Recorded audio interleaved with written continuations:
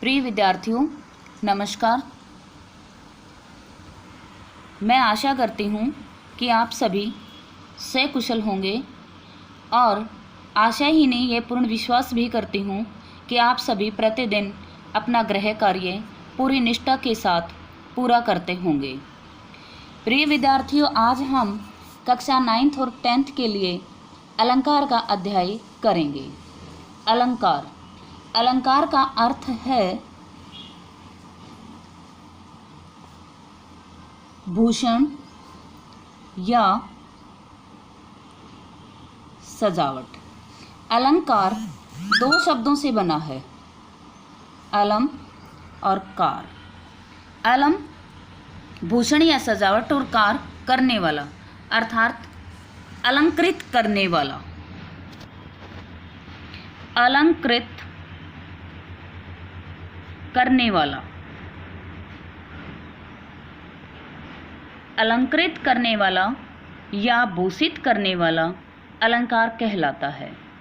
जिस प्रकार से आभूषण मनुष्य के शरीर की शोभा बढ़ाते हैं, वैसे ही अलंकार के प्रयोग से काव्य में चमत्कार, सौंदर्य और आकर्षण उत्पन्न होता है।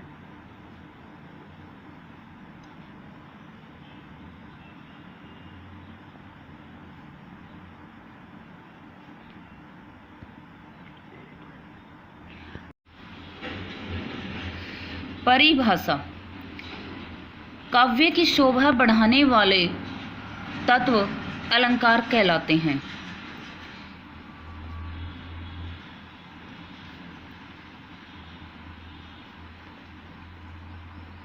वाले तत्व अलंकार कहलाते हैं। अलंकार का महत्व: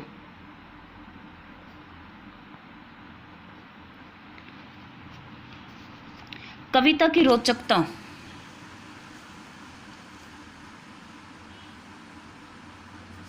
हृदय ग्राह्यता,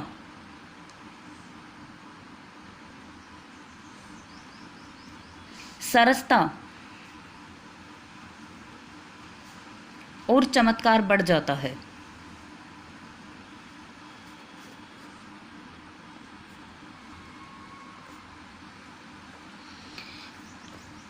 अर्थात अलंकार का अर्थ, अलंकार की परिभाषा व अलंकार का महत्व जानने के पश्चात आपके मन में प्रश्न उत्पन्न होता होगा कि अलंकार के भेद कितने होते हैं। प्रिय विद्यार्थियों, अलंकार के दो भेद होते हैं, शब्दालंकार और अर्थालंकार। शब्दालंकार जहाँ पर शब्दों के कारण चमत्कार उत्पन्न होता है, जहाँ पर शब्दों के कारण चमत्कार उत्पन्न होता है, वहाँ पर शब्दालंकार होता है। अर्थात जब किसी भी वाक्य के अंदर शब्द का पर्यायवाची रख देने पर चमत्कार अथवा सौंदर्य नष्ट हो जाए तो वे शब्दालंकार होते हैं। और अर्थालंकार जहाँ पर अर्थ के कारण चमत्कार उत्पन्न होता है और अर्थ का यानी किसी भी शब्द का पर्यायवाची शब्द रखने पर उसका कविता में सौंदर्य नष्ट नहीं होता है, अपितु वैसे का वैसे ही बना रहता है, वे अर्थालंकार कहलाते हैं। यमक, अनुप्रास, श्लेष, वक्रोक्ति, ये शब्दालंकार हैं। उपमा,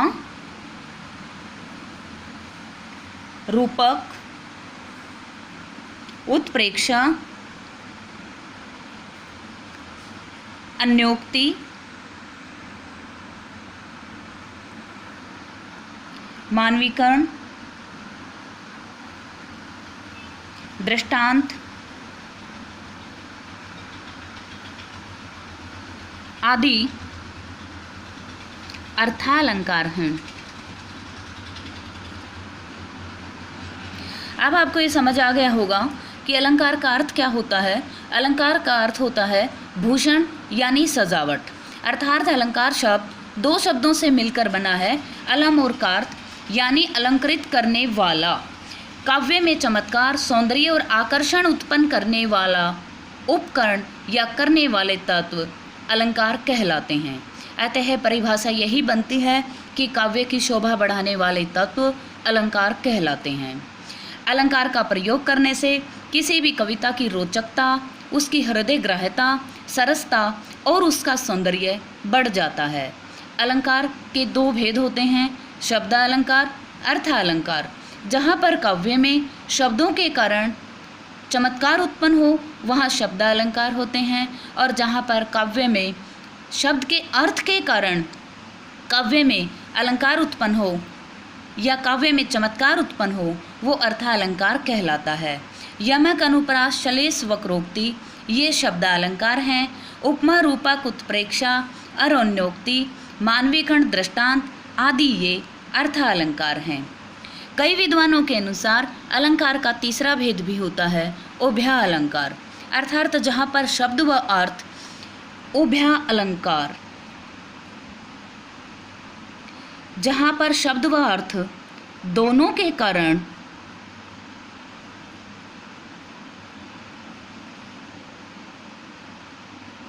चमत्कार उत्पन्न हो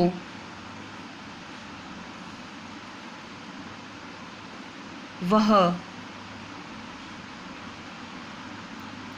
उभयालंकार कहलाता है। अब हम सबसे पहले अनुप्रास अलंकार करेंगे।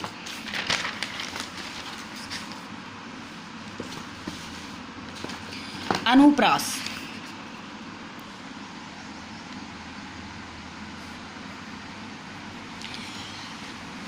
जहाँ एक ही वर्ण की, ध्यान से सुनना, जहाँ एक ही वर्ण की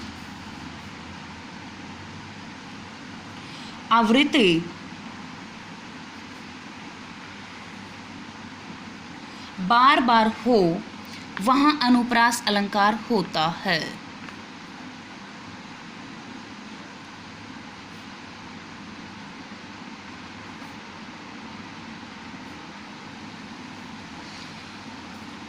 जैसे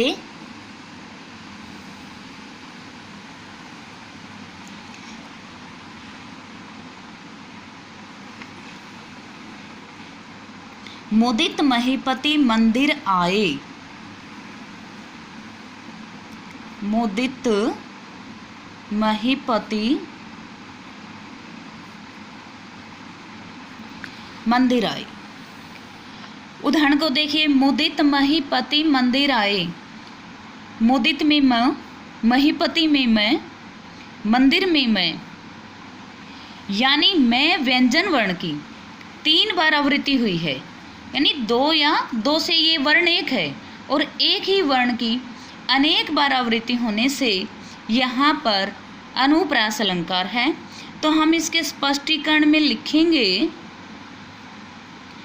मैं व्यंजन वर्ण की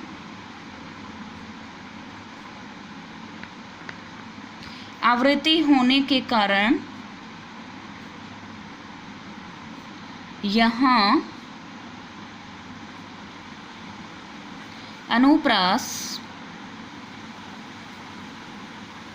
अलंकार है। इसी प्रकार दूसरा एग्जाम्पल देखिए, सेवक सचिव सुमंत बुलाए।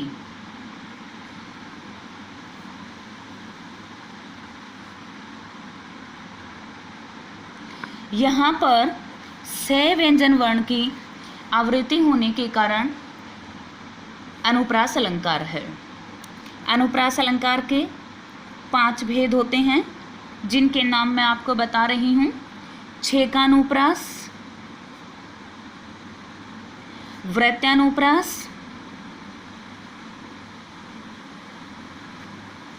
श्रोतानुप्रास,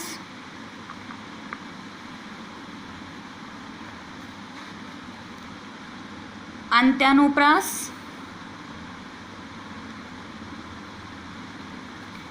और लाटानुप्रास। आपको अनुप्रास अलंकार समझ आया होगा, ऐसी आशा करती हूँ। अब हम नेक्स्ट यमक अलंकार करेंगे।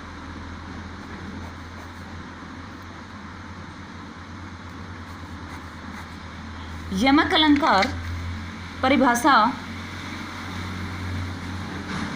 जहां एक शब्द की आवृत्ति, देखिए हमने अनुप्रास अलंकार में किया था जहां एक वर्ण की आवृत्ति अनेक बार हो, लेकिन यमक अलंकार में हम कर रहे हैं कि जहां एक शब्द की आवृत्ति, एक शब्द, वर्ण और शब्द में डिफरेंस जानते हैं ना। वर्ण भाषा की सबसे छोटी इकाई होती है जिसके टुकड़े नहीं हो सकते, और शब्द क्या होता है? शब्द दो या दो से अधिक वर्णों का सार्थक मेल होता है जिसके टुकड़े हो सकते हैं। यह भाषा की अर्थवान इकाई होती है। तो जहां एक शब्द की आवृत्ति दो या दो से अधिक बार होती है,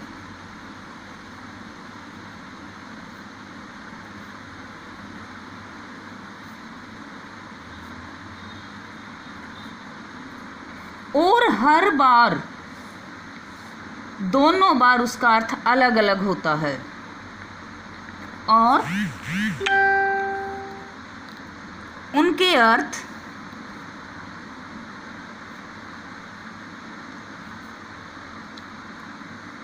अलग अलग होते हैं। यानी एक शब्द की आवृत्ति दो या दो से अधिक बार होती है और हर बार उनके अर्थ अलग अलग होते हैं। जैसे उदाहरण देखिए, कनक कनकते सो गुनी, कनकते सो गुनी मादकता अधिकाय, वाह खाए बोराए नर,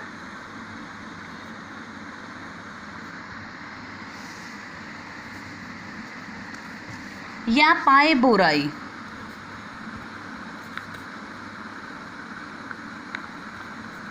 इसका अर्थ है कि प्रस्तुत पंक्ति में कनक कनक शब्द दो बार आया है, अतः हम स्पष्टीकरण में लिखेंगे कि यहाँ कनक शब्द का प्रयोग दो बार हुआ है और दोनों ही बार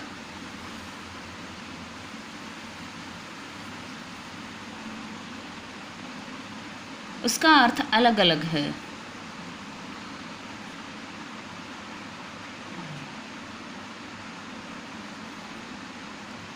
जैसे पहले कनक का अर्थ है धतूरा,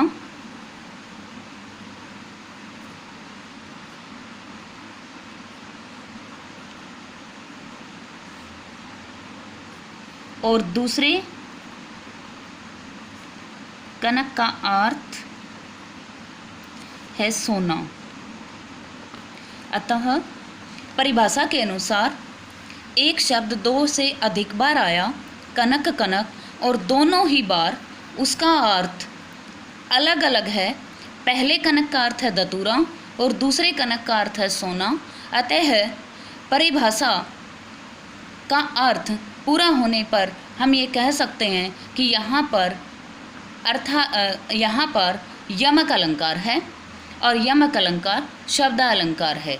यहाँ पर काव्य में यानी कविता की पंक्तियों में चमत्कार भी शब्दों के कारण हुआ है, न कि उनके अर्थों के कारण। अतः यमक अलंकार शब्दालंकार है। अब हम अगला अलंकार करेंगे उपमा अलंकार।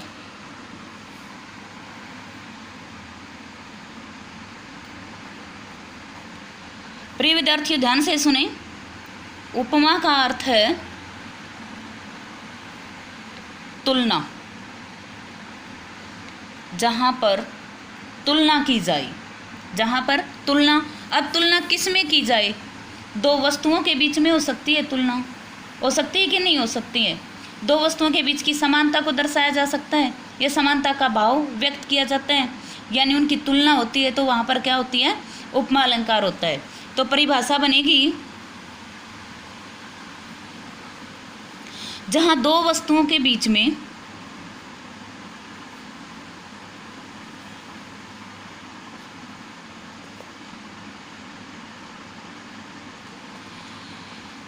में समानता का भाव व्यक्त किया जाता है।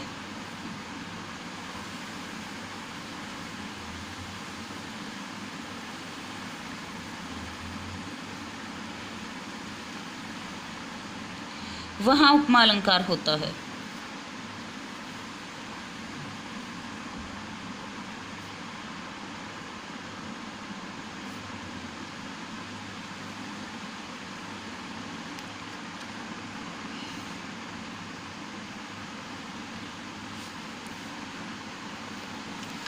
उपमा अलंकार को समझने से पहले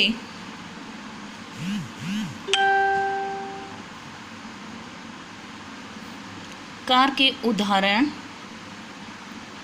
समझने से पहले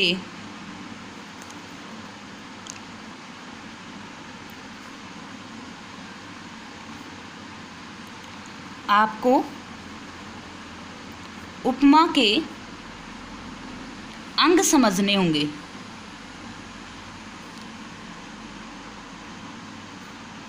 उपमा के 4 अंग होते हैं।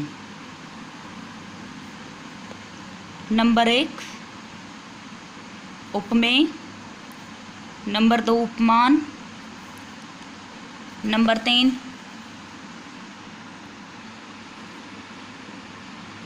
वाचक शब्द, नंबर 4 साधारण धर्म। उपमेय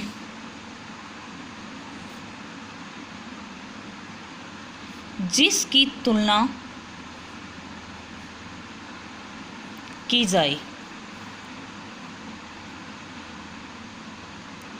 उपमान जिसके साथ तुलना की जाए।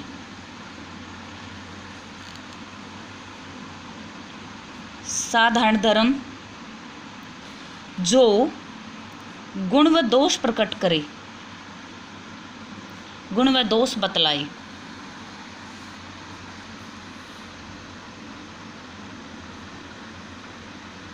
जो शब्द तुलना करें, यानी जिन शब्दों के माध्यम से तुलना की जाए, जैसे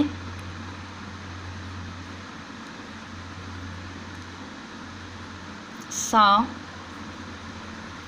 सम,